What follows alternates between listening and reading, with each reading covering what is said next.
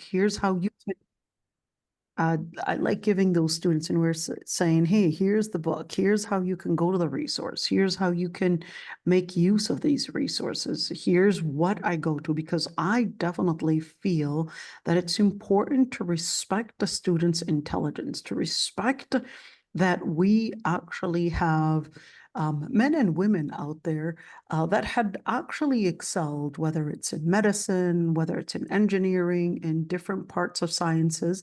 I don't feel that it's fair to think that there's no way that they can excel in Islamic studies. I'm sure that there are many out there that can and probably have a better capacity and a better capability than the teachers that we currently have. I think once we make such an Islamic education go farther than just one person, and where it becomes a community knowledge, that's when we can consider ourselves ready to build, let me say this widespread knowledge, in where you're talking about a community knowledge, you're talking about a community where it basically contains all those different details in Islam. So I'm actually, alhamdulillah, I'm actually optimistic, to be honest, that inshallah some will actually excel.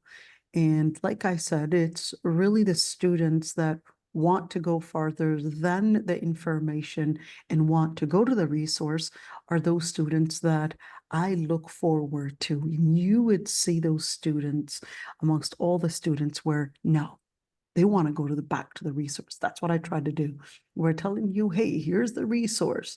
You want to go back to it, go back to it, go and see it. And I want you to, get to know how to use these resources, know how to read the words, know how to understand the terminologies, because I'm against using jargons and then having the students actually feel that, oh, I'm supposed to just sit كالميت بين يدي مغسله, like a dead person in between the hands of the person that's washing and shrouding them. That's too old-fashioned. That's too much of a Sufi, let's call it, and where what I would mean by that Sufi, I would mean by it, I guess, the dead terminology and the dead definition of what it means to go beyond. No, what we need to be is not a dead person, but a live person that takes these resources and manages to spread them, manages to learn them, manages to basically teach them to others, manages to make these resources from resources that are there to resources that would illuminate and that would radiate upon the society itself. So that's where you would find those smart students that, no, I don't want you to tell me the information. I want you to teach me how to go back to the resources, how to go back to getting that information and those informations that you were speaking of. That's the smart student. That's the smart student, and those are the students that I would really, I guess, love connecting with, and I would give them my energy. I would give them all my energy, and because I would know that these students are actually the smart ones that would one day be the pioneers in where we would learn all from, and we would see that they would be the students to flourish. Okay, let's continue what we were doing. Oh dear. Okay, we were actually doing, of course, still the Surah Al-Maida, but in terms of Surah Al-Maida, of course, there was an ayah that was basically the place that we were working on. Here we go. And this ayah, here we go, this is it. So this ayah right there, وَكَتَبْنَا عَلَيْهِمْ فِيهَا أَنَّ النَّفْسَ بِالنَّفْسِ وَالْعَيْنَ بِالْعَيْنِ. But then we stumbled upon an-nafs bin-nafs. Is it complete equality? How do we understand this ayah? And we also discussed, is the legislature of the nations that had passed even if we're talking about nations, prophetic, basically prophets and prophetic legislatures, are those supposed to be considered legislatures that we would embrace as well?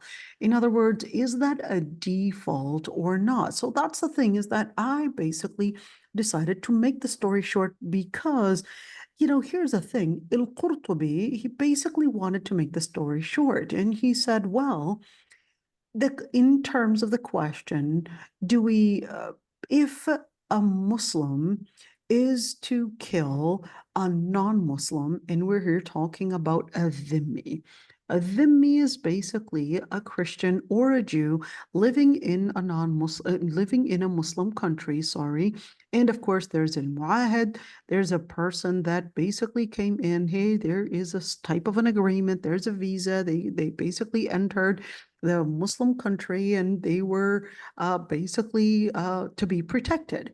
But here's one thing, in where, of course, you could see Abu Hanifa, he basically had said, no, if a Muslim were to commit an assault, and we're talking about here killing a non-Muslim, then in that situation, they too would actually be killed for committing the assault. Well, this basically contradicts what majority of the scholars had said, in where they depended on a narration you could see upon Ali ibn Abi Talib when he was asked whether the Prophet ﷺ had anointed him or giving him something, I guess, special that other people don't necessarily know of. And part of that is that Ali ibn Abi Talib, he said, no, there wasn't something that was given to me in particular, but there was one thing in where it was a note that was written, and it was basically kept in his sword's socket. And he said that in it was written that the believers, that their blood, speaking of life, that their lives are basically equal. In other words, we're talking about mu'minun تتكافأ دماؤهم. So where are the non-Muslims here? وهم يد على من سواهم. And they are basically one hand resembling unity against those that are basically attacking them, or those that are basically against them. And that a Muslim is not to be killed for a kafir, for a disbeliever, and not even someone that is dhu ahd. The word dhu actually means property. It basically means here and where belonging. So a person that belongs to a particular agreement. They entered the city with a particular agreement. So a couple questions that rise here. Number one, if we're talking about لا يقتل مسلم بكافر, and of course, we've got a hadith لا يقتل مسلم بكافر, in where it was narrated by al-Bukhari. So what does that mean?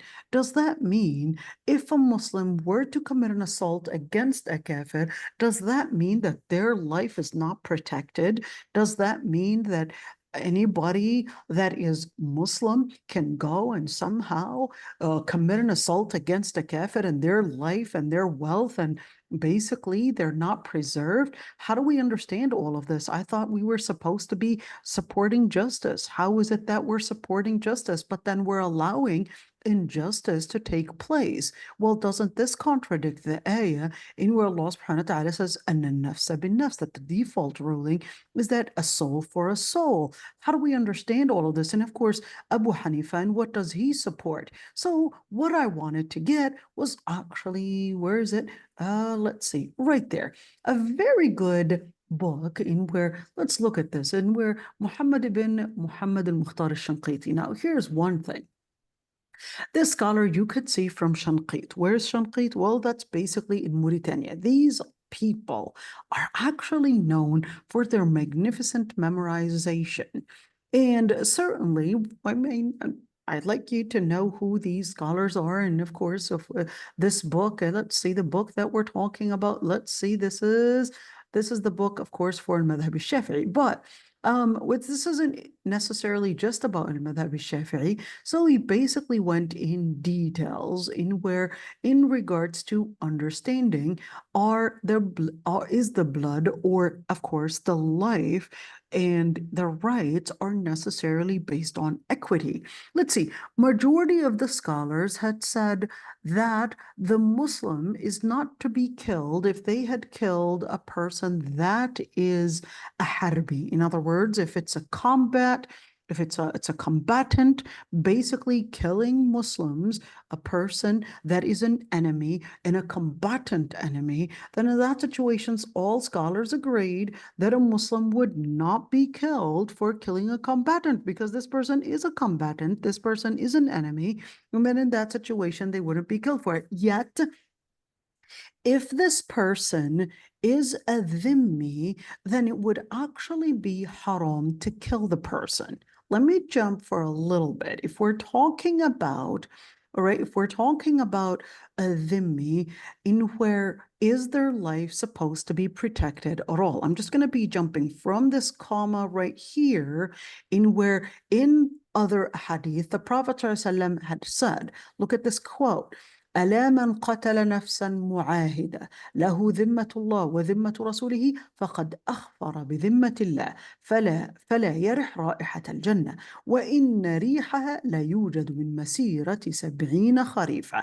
You could see this hadith in where the Prophet ﷺ said, verily, whoever kills any soul that basically had an agreement or basically entered the Muslim lands with an agreement in where they basically had dhimmatullah, in where the covenant is between them and Allah subhanahu wa ta'ala. In other words, you go and attack this person that basically had an agreement to be in peace, to come in and be protected, but then you, as a Muslim, you went and assaulted this person, whether we're speaking about their wealth or whether we're speaking about their life, it is considered committing an assault or an attack against Allah subhanahu wa ta'ala himself and even the Prophet ﷺ. So that's why the Prophet ﷺ had actually said, فَقَدْ أَخْفَرَ بِذِمَّةِ اللَّهِ. Then what they had actually committed is basically an assault, a transgression on what Allah subhanahu wa ta'ala had considered his own border, his own line, basically. And therefore, that person would not smell the fragrance of Jannah, even though the fragrance of Jannah is to be smelled off the distance of 70 falls. Where we're talking about 70 falls is kind of like using 70, 70, let's say, autumns, or 70 years, basically. All right. And you could see this hadith is narrated in Tirmidhi.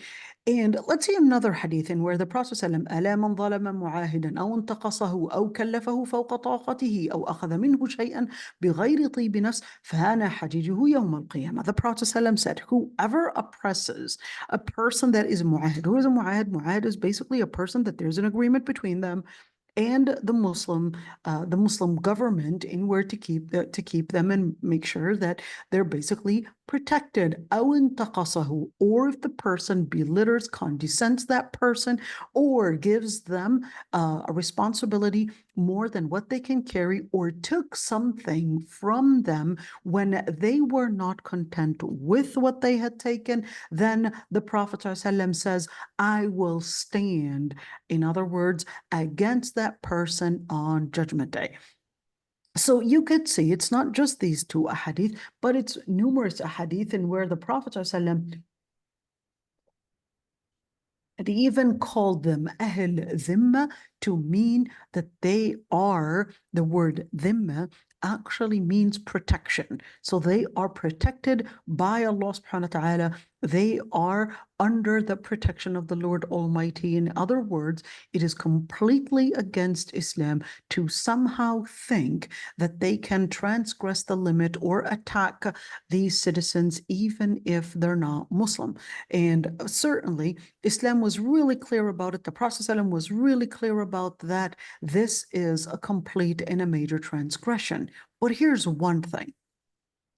Despite the fact that they are definitely to be protected, they are definitely supposed to be at least preserved in their property, in their life, and certainly to be protected as basically citizens, but are they completely equal to the level of their life in where we can somehow, let's say it's a Muslim that basically had killed a dhimmi, in where if they had killed them, would we actually kill the Muslim because they had killed the dhimmi? Majority of the scholars, they said no. The Hanafi madhab, they said yes, because it's a life for a life, and that's the default ruling. Majority of the scholars, they said no, they would not be killed for them. Let's just see what they depended on. For the madhab Hanafi and even Nakhai and a number of different scholars, they said, here's our evidence to prove that if a Muslim were to kill a dhimmi, that they're basically equal in the sight and in the eyes of basically the law, in where in the eyes of Allah subhanahu wa ta'ala, it's an assault, and an assault is basically to be given the same punishment. Here's the first evidence. They said, وَلَكُمْ فِي الْقِصَاصِ حَيَاةٌ يَا أُولِي الْأَلْبَابِ. Here, this is the first evidence, and where they said in Surah Al-Baqarah, in where Allah subhanahu wa ta'ala had said that in applying the different punishments in cases of transgression, that there's actually life. In other words, it didn't say who is basically the victim. It didn't specify the victim. It basically said if you were to see an assault happen within the society, then what you're going to do is basically stop the assault by putting in a punishment to make sure that the law and the order is applied, regardless of who the victim is. Let's say, and they said, well, Allah subhanahu wa ta'ala says, يَا أَيُّهَا الَّذِينَ آمَنُوا كُتِبَ عَلَيْكُمُ الْقِصَاصُ فِي الْقَتْلَى. In a comprehensive ayah, it basically said, oh, you who believe, it was decreed upon you to basically punish in situations where there is the transgression or the assault of killing somebody. So they basically said right there, in where in the comprehensive, in this generalization within the ayah, it didn't say who the victim was. It did not specify. It didn't differentiate between one victim that is Muslim and somebody that's not Muslim, because it was just talking about, hey, you commit an assault of killing, then in that situation, we're going to look at the type of assault and not the type of victim. So let's see, here's another hadith in where they said, well, the Prophet ﷺ said, whoever kills man qatala musliman bimu'ahid, whoever kills basically if a Muslim were to kill a mu'ahad, then the Prophet ﷺ said that I would be the one to basically be the protector for that dhimma. Well, this hadith is da'if according to what he had said, but let's see the other group. The majority of the scholars, they basically said, well, here's our evidence that no, they're not necessarily equal, and not necessarily we would use these general evidences to support that just for the assault, that's enough to kill a Muslim for a kafir.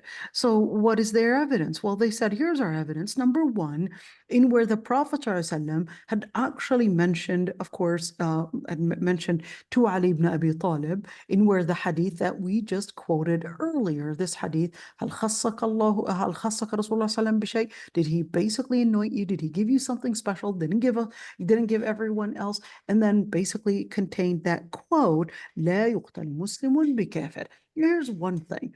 Now, some scholars, they said, well, here it is, in where this is a generalized statement, and where this generalized statement, in where whether it's, of course, a kafir, and whether this kafir was dhimmi, or whether this person came in as basically to be given a visa, or whether this person was a combatant, or whether this person left Islam at the end, in where this is to basically lay out a general rule in where we cannot have a Muslim get killed for the life of a kafir. Here's the second one, in where, look at this one, in where you could see, in where, of course, based on this hadith, you could say that they actually went into some form, let's go over there, and where some form of,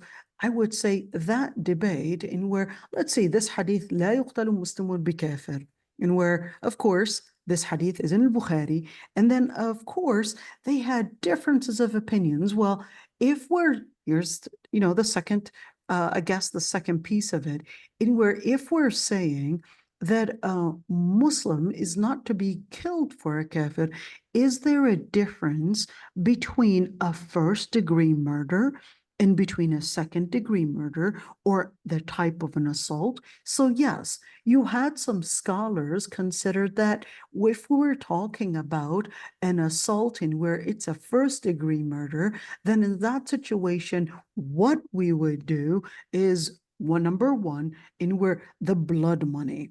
Some scholars, they considered that number one is that even the blood money doesn't equal the life of a Muslim's blood money.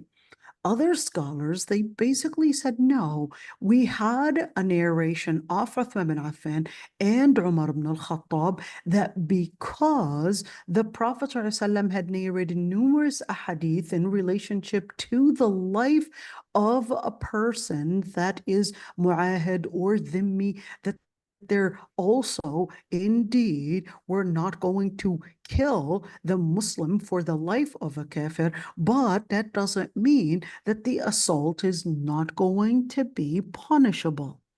So what is the punishment? They said, well, the punishment would basically be in where if this person had committed an assault on a dhimmi in where it's a taghlid diya, we would double the blood money, the amount. So if we're talking about $150,000 would basically be, let's say, the fine for killing a Muslim, for killing a dhimmi, it would basically be $300,000. Why? Because if it were for a Muslim, it would actually be the option to either be killed as qasas, or it would be to pay the blood money. But if this person is committing an assault against a non-Muslim, in where, let's say, in where you would see in where Uthman bin Affan had a case in where a Muslim killed a non-Muslim, so Uthman bin Affan غلظ عليه الدية. غلظ عليه الدية meaning that he basically doubled it, or he basically made him pay the highest diya possible, and simply because this person committed an assault against a dhimmi, and they probably abused the fact that لا يقتل مسلم بكافر. So this is to basically give the non-Muslims protection, but not to the degree of basically life for a life, but they will be given compensation if we're talking about a dhimmi and not a muharib.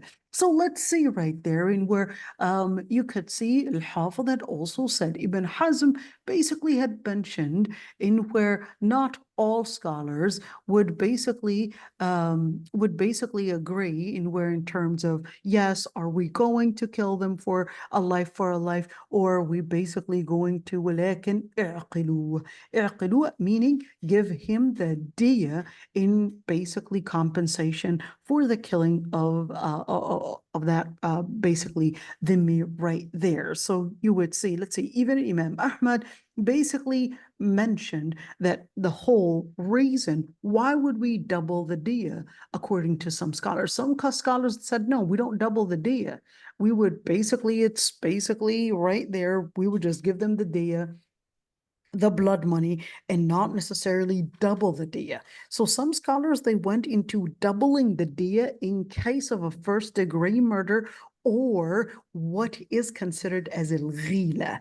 In other words, this person had basically planned for the murder. They went for the murder. They set it up, and they basically had somehow betrayed that person and killed them. So why did they double?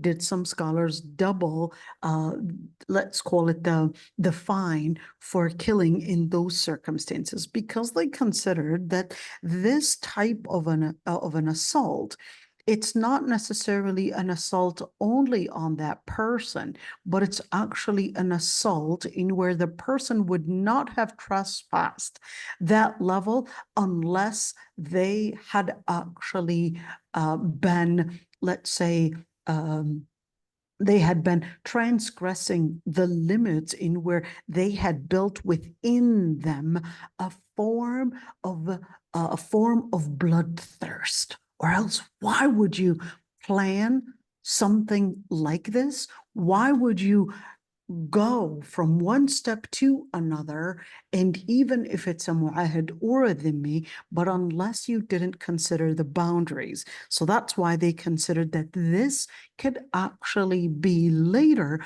not necessarily an assault on a non-Muslim, but could also be an assault on Muslims themselves. In other words, what it will be bringing in is insecurity within the Muslim society. So this is not necessarily just securing the non-Muslims, but this is securing the whole Muslim society at large. So this whole idea, in where some scholars considered that no, we would basically punish that person for the assault itself. And of course, I'm just here going to be, of course, and I went in some detail, but you could see in where Abu Hanifa, of course, the response that some scholars had basically said in where responding to the madhab Hanafi, they said, well, to use the general ayat, the generalization within the ayat, is actually not quite accurate. What did they want? Well, they said,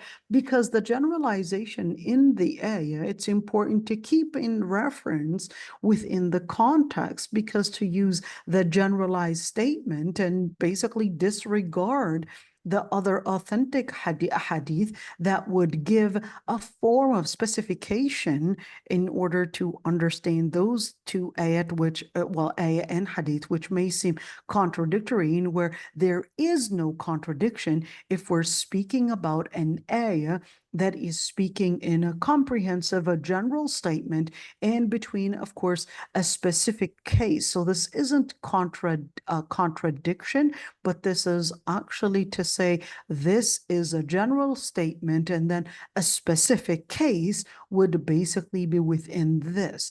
Now, here's one thing. For the madhab Hanafi, some scholars, even within the madhab Hanafi, you could see like Abu Yusuf, his name is Yaqub ibn Ibrahim, he did actually permit that in case where a Muslim had committed an assault on a musta'min, person that came in the Muslim country, of course, like with a visa, but then, of course, in that situation in where, yes, they can be basically killed for them. In other words, not everybody in the madhab Hanafi would necessarily agree with Abu Hanifa, but then, just wanted to mention this one. And here's one thing. Look at the madhab Maliki. So for the madhab Maliki, this is the point that we were talking about, in where what if there was an assault in where the person went beyond? Let's see, for the madhab Maliki, they said, well, there is actually a situation where if a Muslim were to kill a kafir, but this is more of a first-degree murder, it was a plan, it was somewhat of an assault,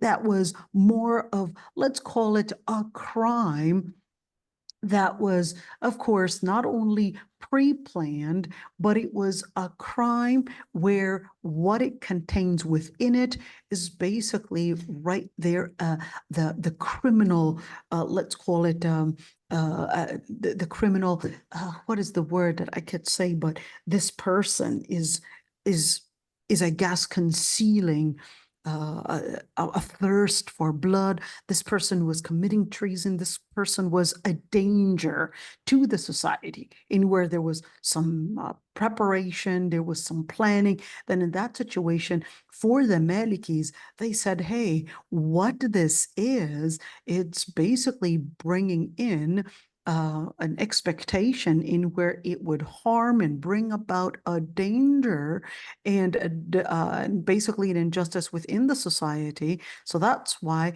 the Malikis, they looked far into this fatwa, and they said, in that situation, if we're looking at a case where this person might even be based on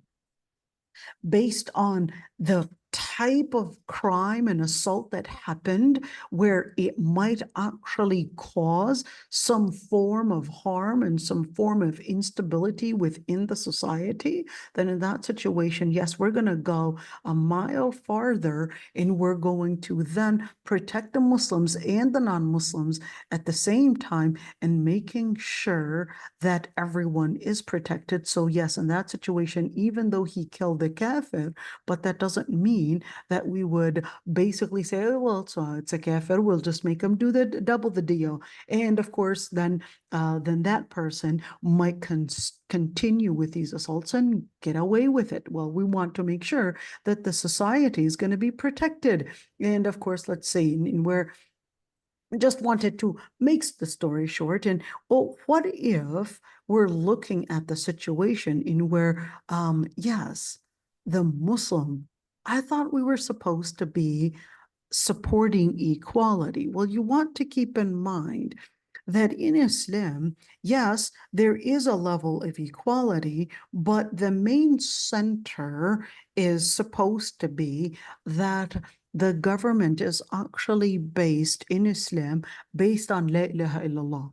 In other words, if you believe in La ilaha illallah, that's basically going to determine, let's call it, your citizenship. You know, just like in different countries right now, they would have their definition of what makes a person that is a legal resident and somebody that is a national and somebody that is an illegal resident. Are they all at the same level? They're not all at the same level. You can have a green card, but it doesn't mean it gives you the rights as a person that has a citizenship. And even a naturalized citizen is not the same as a person that is a born citizen. And the list goes on and on. And that's why they went after Obama. And is he, well, because he was born in Hawaii, does he have the right to actually be the president and all of that? And then if a person is a naturalized citizen, they cannot be a president, for example. In other words, they don't have the same rights. And a person that probably has a green card doesn't have the right to vote. In other words, they don't have equal rights. And that's the same thing. Well, they will have their definition of what makes a person to have certain rights. And in Islam, the rights and the highest level of rights is basically La ilaha illallah. That's basically what determines that citizen, the highest level of citizenship. Not having the right of citizenship, or at least that level of the highest level of citizenship, it doesn't mean that your rights are not protected. You'll get certain rights and you'll basically have that protection, just like when we're talking about protecting your life from any assault. But even when an assault were to happen, we would basically consider protecting our residents as our priority. And protecting the Muslims as the number one priority and superior to everything. But that doesn't mean that we're not going to live the principle of Allah subhanahu wa ta'ala, because we would consider that, yes, it's important to maintain justice. So we will compensate you, double the compensation, double the blood money, according to the Maliki and according to Uthman bin Affan and according to Umar ibn al-Khattab. We'll give you double the compensation. If it's $150,000 to compensate diya, blood money, for a Muslim, it would be 300,000 for a non-Muslim, but it would not be a life for a life. So we wouldn't apply the capital punishment according to the majority of the scholars, but not according to the Madhab Hanafi. So just to let you, I guess, be aware of the differences of opinions. How do we understand all of this? How do we understand that Islam has its own definition? And certainly, of course, you may feel that no, I think it's not fair, and I agree with al-madhab Hanafi. And even though you tried to prove that the preponderant is al-jumhur, I still want to believe al-madhab al-Hanafi. That doesn't get you out of the fold of Islam. That's all right. It's basically a considerable opinion and certainly has its evidences, and you can believe in and consider that that is basically preponderant. Any questions in that regards? I'd like to give you the space to, I guess, ask questions, because I know this is a common misconception. And of course, many times people are asking questions in relationship to this area. So I'll give you the space. If you have any questions, you can write them down if you don't want your voice to be heard, or you can, I guess, unmute yourself, and I would be happy to listen. Give me some time for drinking water.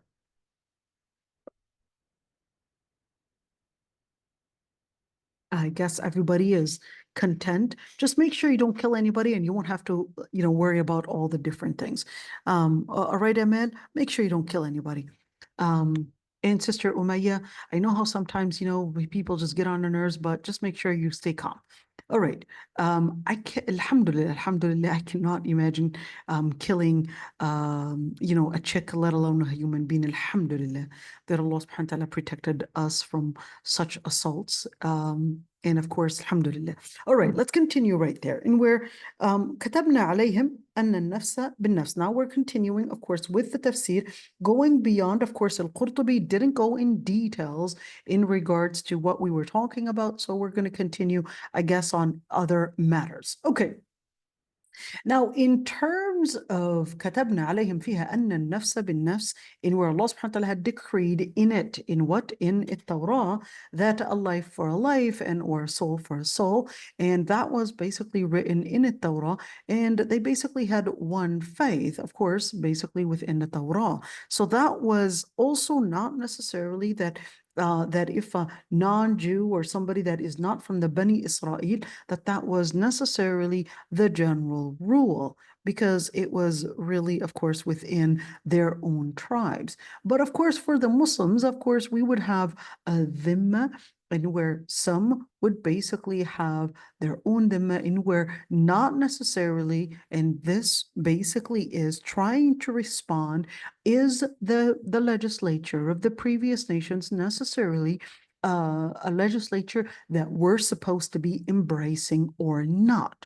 This is a completely different subject now than the subject that we were talking about earlier, in terms of, do we basically punish a Muslim if they had killed a kafir or not? Now we're speaking about a new subject. The subject is the legislature, the previous nations, part of our legislature or not? In other words, do we take these words in a verbatim way? Do we adopt the same default ruling for the Islamic legislature or not? So the scholars that said that no, this was basically something that was prescribed onto the Yahud, and not necessarily something that is prescribed onto us.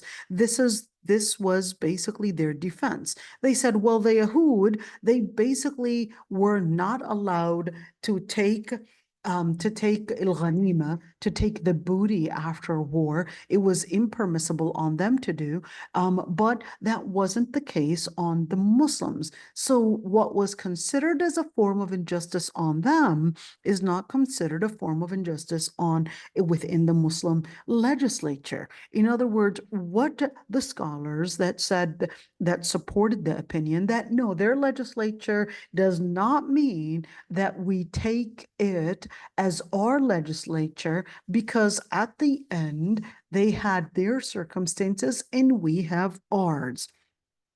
So here we go, and where they said, and that's the same thing. So therefore, what was the context within their legislature, in where a life for a life was actually speaking about the different 12 tribes, in where their life it was actually equal to one another. And this isn't necessarily speaking about that we should adopt the same idea in where everybody, a life for a life, regardless of whether it's a male, female, Muslim, kafir, etc., and said that that's not necessarily the ruling or the default ruling that we would basically adopt. Well, let's see right there in where just keep that in mind, in where some scholars, they basically consider that as exclusive to the Yahud because the ayah was saying كتبنا عليهم.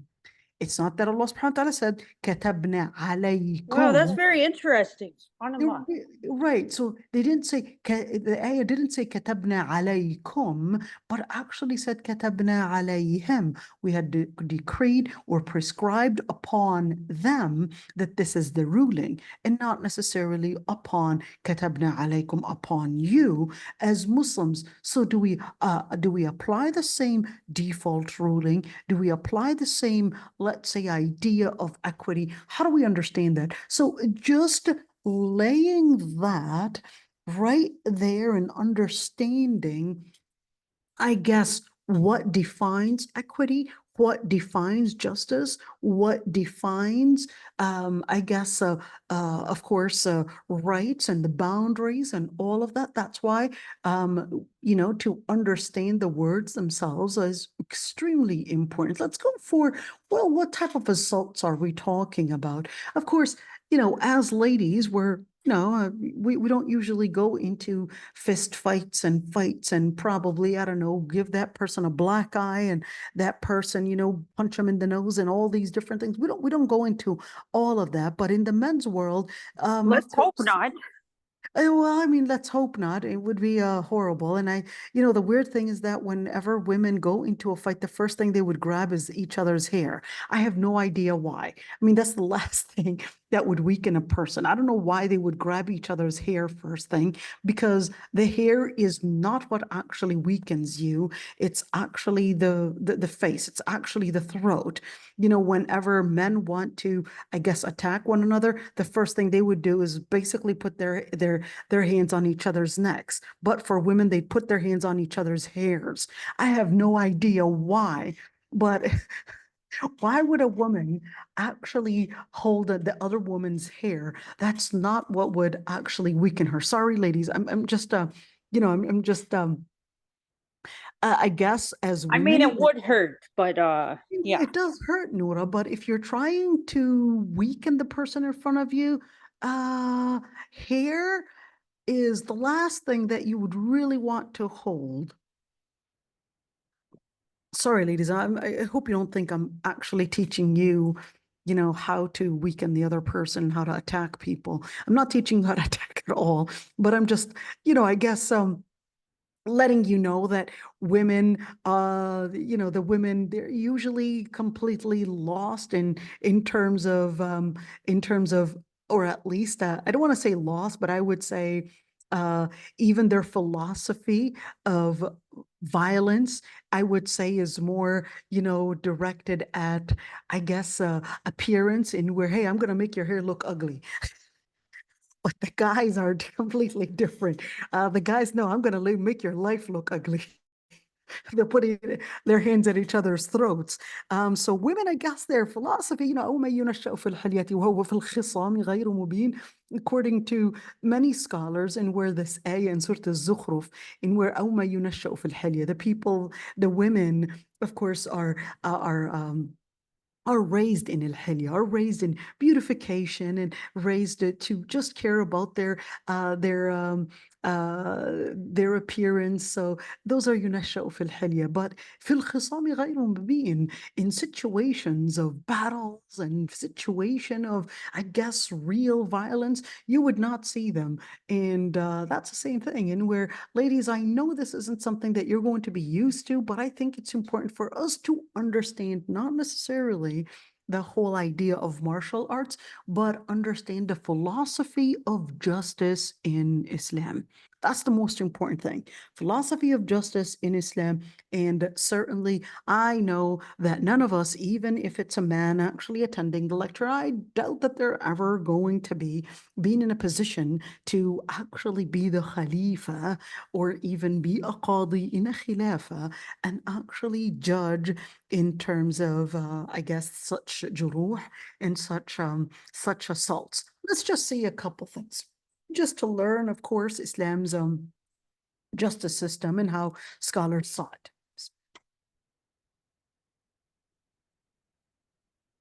Let's say if we're talking about an assault in where, of course, the ayah says, أن النفس بالنفس والعين بالعين والأنف بالأنف والأذن بالأذن. So if we're talking about ear and eyes and all those areas, how do we actually understand such assaults? So in general, of course, it did actually talk about life. And then after speaking about life, an assault on, let's say, the different parts in the body would basically lay out that just as there is an assault on the life, even what would lead to the assault on the person's body is also going to be considered sacred and a major assault. In other words, Islam considered that the person's body in each and every single part of it is to be considered as of sanctuary and a place of sanctity,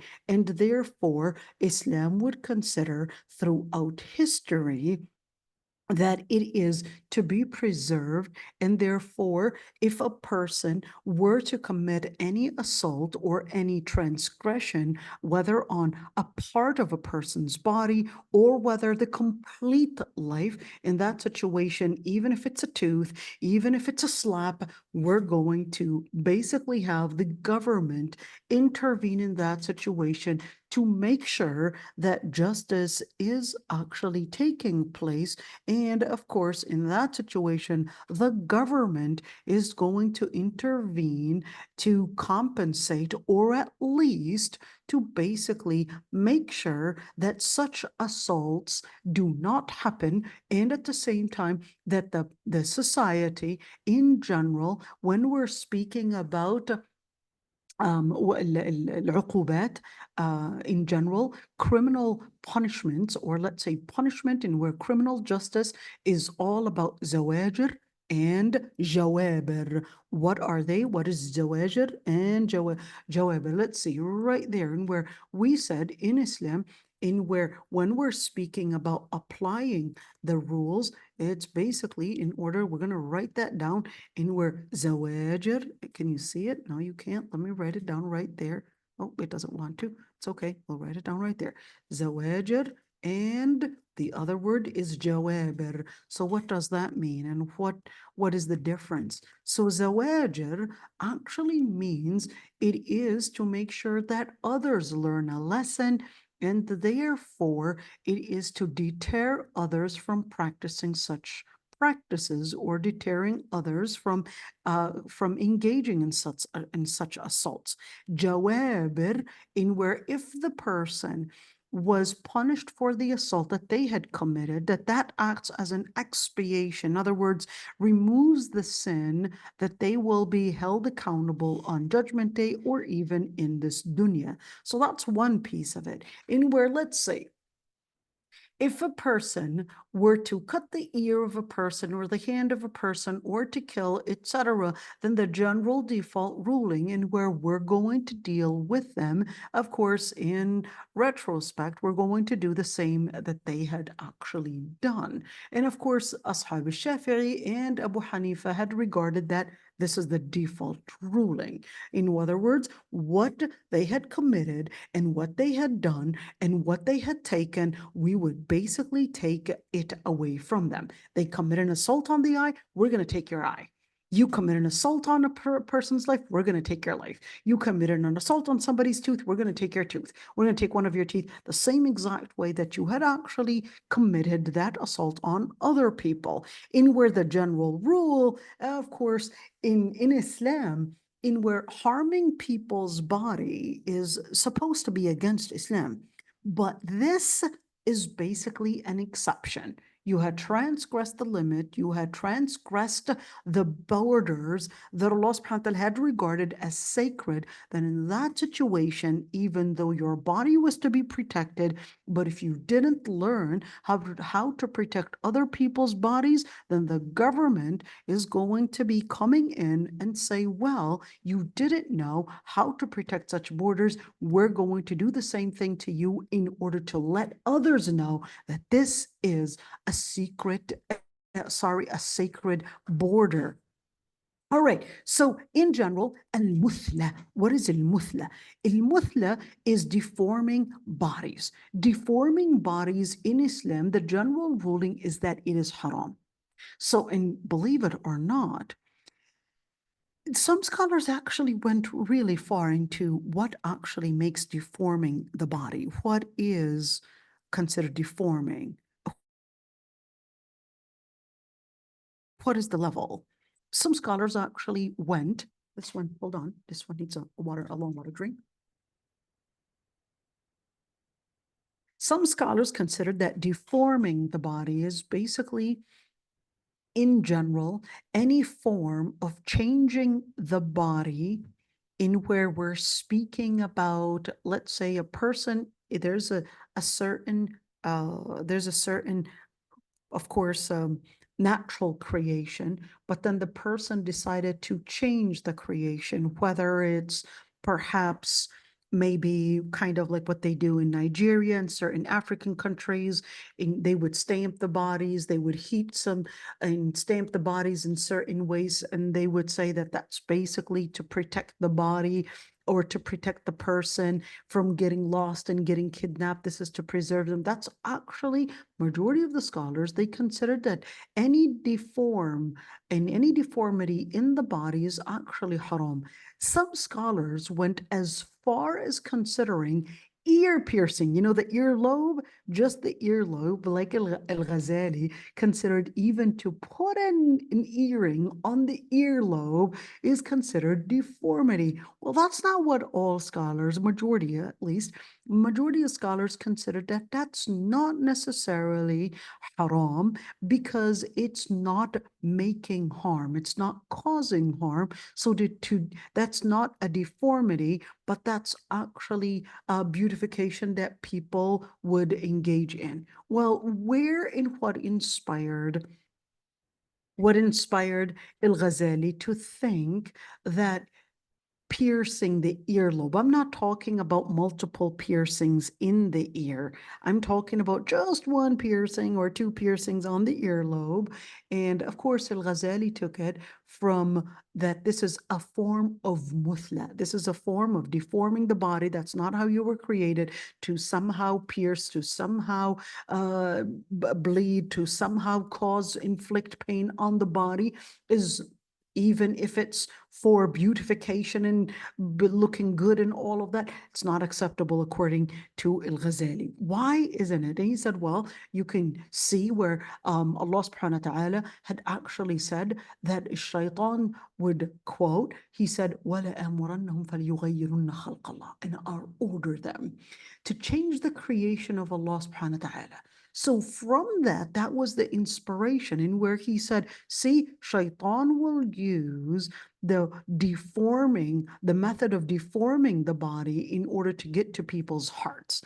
وَلَأَمُرَنَّهُمْ فَلْيُغَيِّرُنَّ خَلْقَ اللَّهِ, and I will order them to basically change the creation of Allah subhanahu wa ta'ala. So that was in number two, he said, well, the Prophet actually said, لَعْنَ اللَّهُ النَّامِسَ وَالْمُتَنَمِّسَ الفالجة والمتفلجة, and what? And الواشمة والمستوشمة.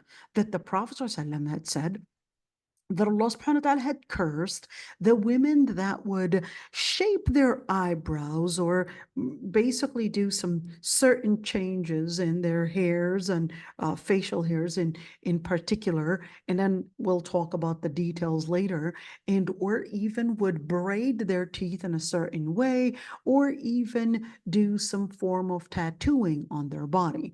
So he said, well, hey, they were doing all of that, in order to seek some form of beautification. So the general idea of beautification is not necessarily just an open market to say, if it's safe, it's for the sake of beautification, that's all right, go ahead and do it. Okay, and in that situation, you can see in where some would expand it up to even consider the earlobe, and others will say no.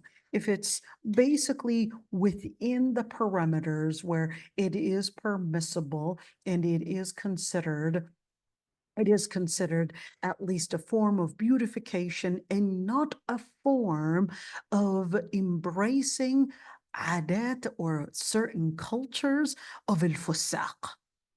What? How did we go there? So here's that inspiration where Tahir ibn Ashur, he said, listen, he said, when you look at the hadith, when the Prophet ﷺ said, لَعْنَ اللَّهُ النَّامِسَ وَالْمُتَنَمِّسَ وَالْوَاشِمَ وَالْمُسْتَوْشِمَ وَالْفَالِجَ وَالْمُتَفَلِّجَ, and all of those, he said, what is actually common between all of these and in all of these categories where they were braiding their teeth, they were tattooing, they were shaping their eyebrows in a certain way, is not only the actual thing. He said, well, with tattooing, certainly it's basically in certain substances in where the ink that they would insert in their pores is basically preventing the water from penetrating the skin. But what about the eyebrows? What about the teeth? How's that at all relating to harming the body? We aren't necessarily harming the body. Well, Tahir ibn Ashur, he said, what it is actually relating here is farther than harming the body. It's basically a certain culture that these people are embracing. He said it goes farther than muthla. It is actually considering من تشبه بقوم فهو منهم. You embrace any group of people, then you are part of them. So for Tahir ibn Ashur, he considered that the main reason that a lot of these categories were mentioned in the hadith were not because of the deformity caused on the body, but because of the inspiration that it will cause on the heart of those that are trying to mimic al-fusaq, because it was a common trend. It was a common trend to basically braid the teeth in a certain way, narrow the eyebrows and shape them in a certain way, put tattooing in order to basically blend with a certain group of people, which basically were, I guess, let's call them deviant women. It was the culture at the time, in order to stand out and basically give a signal to the men that I'm there, I'm basically available. It was to blend in a certain tradition. Just like today, some men are like, well, why do you even have long nails? That doesn't look attractive at all. But then what it would basically signal that I'm basically considering blending with a certain trend of trying to attract.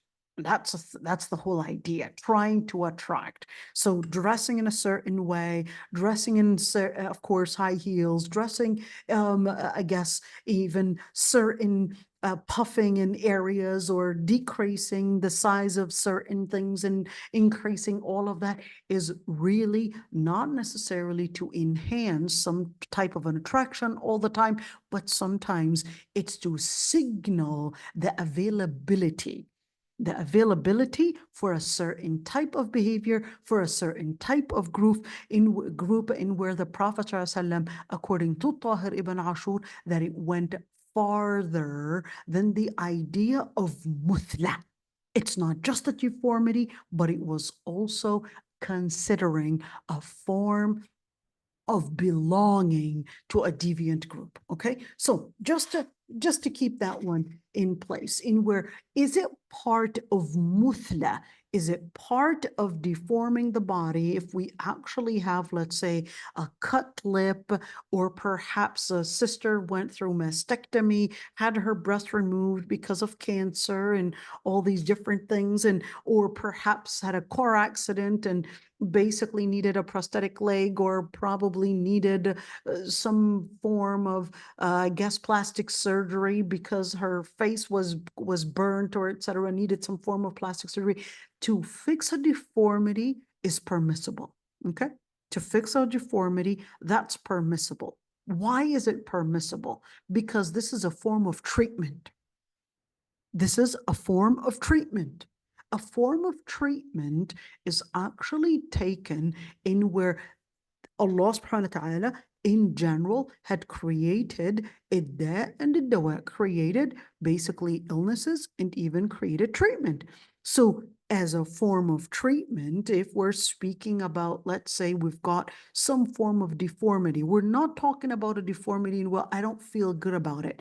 I think my nose is sticking out too much. I don't feel confident when I'm standing in public and my nose is a little too big compared to the other sizes of noses.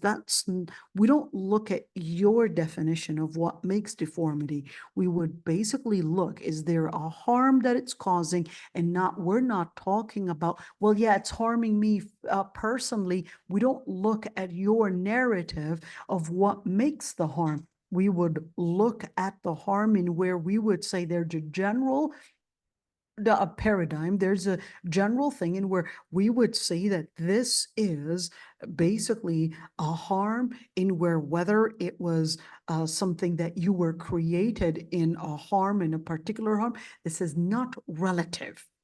We're not looking at relative harm. We're looking at a standard harm, not relative harm. So not your perception. Well, yeah, it's affecting me personally. Every time I would stand, I would always see that people are looking at my nose. I don't feel comfortable, confident with it. And it's actually causing me a lot of anxiety and all of that. We don't look at this relative harm. We would look at it in where we've got a standard and we would say, yes, this nose, or this, let's say, the situation that we're seeing right there is not relatively, but is actual deformity. That's when we would say this may actually act and be within the perimeter of treatment, and it is permissible to give treatment for this type of deformity. Okay, whether this deformity, a person was born with it, or whether this deformity happened due to a trauma, car accident, who knows, they were walking down the street and something falls on them, whatever it is in that situation, if it caused the deformity, then it's okay for treatment. So this is just in terms of mutla, just understanding that piece of it. Okay, but of course, all of this, even though I got off topic a little bit, but I know this as women, this is probably even more important than the assault. Of course, all right, so when it came for al-Uraniyin, we talked about them before. So let's see right here, al-Ayn bil-Ayn. I'm not going to go into, is it al-Ayn bil-Ayn or al-Ayn bil-Ayn, wal-Anf bil-Anf, or is it wal-Anf bil-Anf? Is it with the fatha or with the dhamma? You could say that scholars actually had different qira'at, and of course, the different qira'at, the different variant recitations, they actually go back to the Prophet ﷺ. The Prophet ﷺ himself actually read it in different ways, in where, of course, each one is to give a certain, let's call it inspiration and revelation. All right, so in general, al-ayah basically is a reflection in where there is if there's an assault in where there is basically to be a punishment for any of the assaults that are to happen on any piece of that body. Okay, let's continue. So how do we do al-ayn bil-ayn?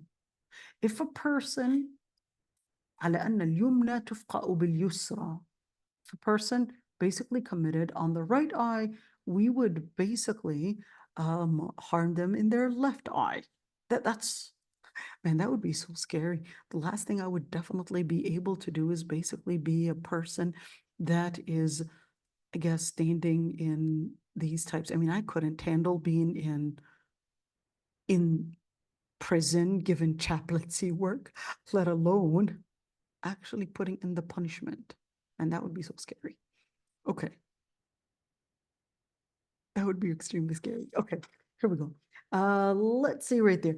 Majority of the scholars, they basically considered ajma, let's say, not the majority, but when we say ajma, that actually means there was unanimous agreement that if a person basically harms somebody else's eye by mistake, okay, by mistake, then in that situation, that there would be the blood money. Or if it was one eye alone, it would be half the blood money. So half the diya. A diya is 100 camels. So we're talking about almost $150,000, almost $200,000. So we're depending on the type of camels, you know, they'll have all these lists of camels. I don't even have them memorized. But they'll have, but can we, instead of pay for, are we going to be lining up camels and tell them, here's your diya? The answer is no. We're talking about a price here. Okay. What if the person is already one-eyed? And then this person comes and what did he do? Basically assaulted the person's only eye. Then in that situation, we would basically compensate them a whole diya. A whole diya. Give them a whole diya. That's compensation. Let's say Ibn al-Mundhir, and he said, we basically, for the two eyes, it's a whole diya. I'm here trying to go as fast as I can because, you know, if we're going to stay just speaking about the different assaults, and of course, you're not going to memorize anything, but we're just laying out the differences of opinions, I guess. Ibn al-Arabi, of course, Maliki madhab, and he said, and this is the general analogy when we're speaking about a person that is one-eyed, all right, and then of course there was an assault in that situation, then in that situation he had really lost everything. So we would basically do this analogy in where he lost his life in that situation because you committed an assault on a person that is one-eyed. That was the only thing that he had, basically. So they would get a whole diya. Let's see. What if it's the opposite? What if it's a person that is one-eyed? And what did he do? He basically committed an assault on a person that was two-eyed, okay? A person that was two-eyed. Do we basically, and of course, this is a one-eyed person here, are we going to say an eye for an eye? And then basically that one-eyed person that committed an assault on a person that can see with two eyes, are we going to basically, hey, gonna let him pay the price with his one eye?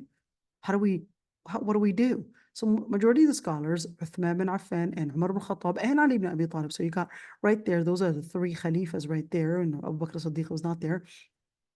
They said, لا قود عليه وعليه الدية كاملة. What is لا قود عليه? Al-qawad is basically to do the assault, in other words, corporal punishment.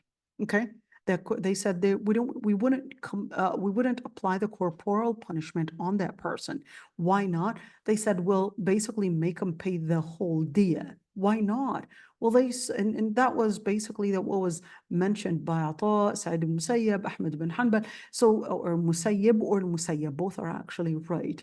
Okay. And what they had concluded here, they said if a person that is one-eyed commits an assault on a person that is two-eyed, all right, and if we are going to basically do corporal punishment and consider, hey, you commit an assault and therefore we're going to basically poke your only left eye, then that wouldn't necessarily be equal because the other person, you had an assault only on one eye. So la qawad alayh, they said there wouldn't be a corporal punishment on that person that is one-eyed. We would basically let him pay the whole diya.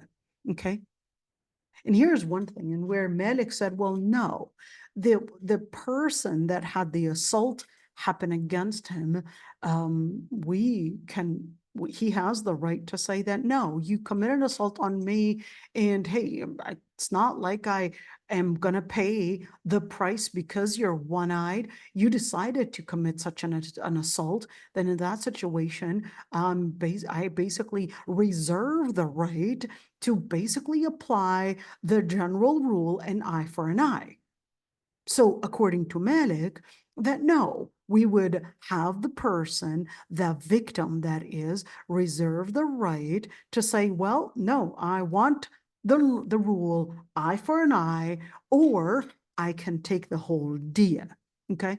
Because he's the one that basically committed the assault. Look at that one, in where it's important to see that in Islam, when it's an assault on people, that there's a place in where, no, giving the right for people to decide within a certain parameter on what actually acts as justice. Let's see right there. For Nakhai, he said no. He can decide that he would want the corporal punishment, speaking of basically attacking the eye, even if it's just one, or he can say that he would take half the dia as a compensation. Why half the dia? Because he regarded that if it would be 2 eyes, then that would be a whole dia. If it's 1 eye, that would be half the dia. So we're looking at what, $75,000? Would that really be a compensation for an eye? Definitely, is that it? We'll talk about that more. Let's say, inshallah. Let's see in where for Shafi'i and Abu Hanifa, they said, no, there's basically al-qisas. We're going to go farther. And hey, we're going to go for al-qisas because Allah subhanahu wa ta'ala says, al-ayn bil-ayn. So we're going to go and we're corporal punishment in where both eyes are 1 dia. So basically or 2 eyes is a complete dia, 1 eye is half dia, and therefore in where the person that is 1 eye, and where, hey, he committed the assault and he's going to pay the price for it. And you could see right there in where Ahmad ibn Hanbal, he basically debated, well, taking 1 eye, the only eye for a person that is 1-eyed, is not necessarily a fair judgment, because in that situation, this person, you had really taken all their life away, and it's not a fair judgment. I want you to look at, I just want you to see how they actually debated whether it's a fair judgment or is it not a fair judgment. How do we apply the ayah? How do we understand all of that? Now, criminal law, along with the laws of transaction, in fiqh, they were probably, I would say, the most fluid. Why do I say that? What I mean by most fluid, I would mean that they had the most area in ijtihad. Why did they have the most area in ijtihad? They had the most area in ijtihad because the text in regards to those areas, they weren't that many, because during the Prophet ﷺ, during the time of the Prophet ﷺ, such areas in transaction weren't as complex as today. And that's why we would basically generate a lot of fatwa, or at least a lot of studies, let's say it that way, in regards to the laws of transactions, by looking at the legal maxims. In terms of criminal law is probably the smallest chapter in fiqh, because number one, in where it involves a lot of ijtihad. What do we mean by a lot of ijtihad? A lot of, let's call it, personal analogy through the lens of Quran and Sunnah.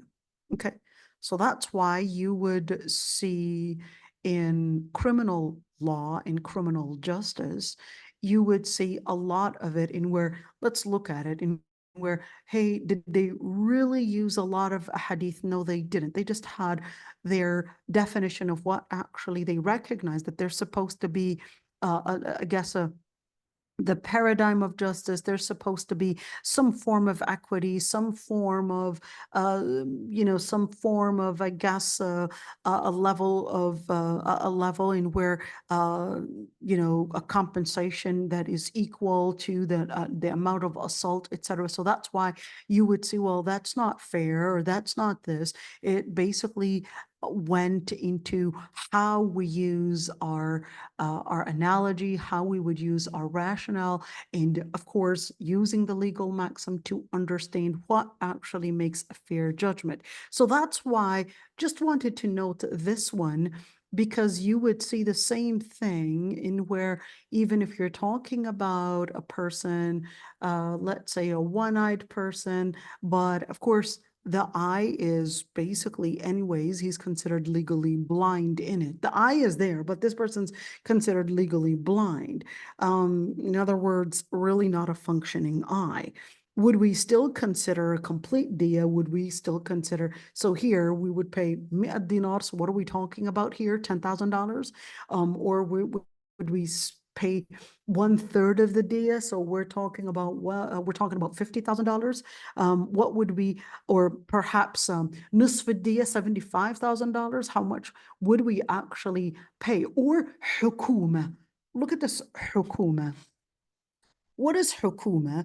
You'll see this frequently, this word hukuma right there, and where it's a very important word that actually comes from the whole concept in where there isn't a particular text that determines what the punishment would make a fair compensation, in where this hukuma, it doesn't mean government, but it actually means that there would be an evaluation from the qadi, from the judge, and looking at the situation, looking at the assault, knowing the society, looking at the implication, perhaps psychological implications, perhaps, of course, maybe they lost their job, maybe they lost, they lost this amount, etc.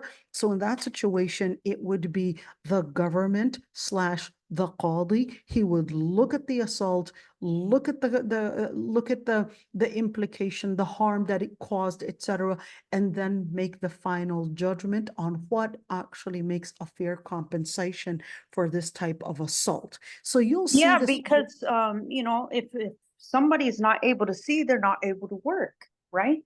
And that's livelihood, and you know what I mean? Exactly. So that's why you would see the word hukuma coming in a lot of times, in where it's letting the qadi, really, the judge, really look at the situation and look at the implication and the amount of harm caused. And then you would see that we don't necessarily have in criminal law all the details of what actually makes a fair compensation. So a lot of, let's say, the assaults that we'll be coming across, they don't really have a particular hadith. You're not going to see a lot of hadith or a lot of statements. A lot of it is really dependent on athar. What is al-athar? Al-athar is basically either a qawl sahabi or even perhaps a qawl tabi'i, in where it's a Sahabi, one of the companions, that basically ruled in this, and then we'll basically take it. But not all scholars would agree that just the action of a Sahabi is considered our reference for religion.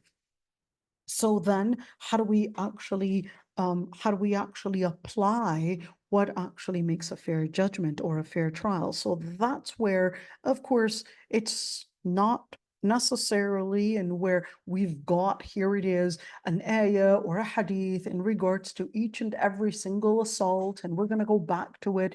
A lot of it is basically going back to the evaluation by the qadi in order to make a fair trial and compensate, of course, and make a fair compensation. So what we're going to do, inshallah, I'm just laying out certain statements right there, and where, of course, what is hukuma, what is a diya, and how do we understand criminal law? How do we understand, of course, the resources of criminal law and punishment and corporal punishment and all of that? So inshallah, tomorrow we'll actually continue with some things. You could see that, let's see, what page are we on here? 11. You could see that I didn't necessarily highlight too much of it because I didn't really want to go too much in all these details.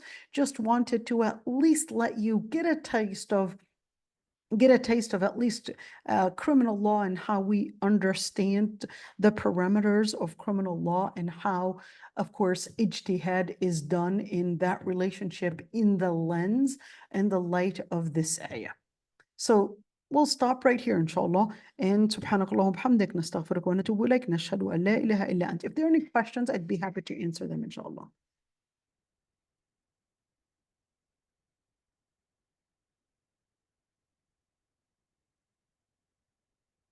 All right, this is it. Inshallah, I will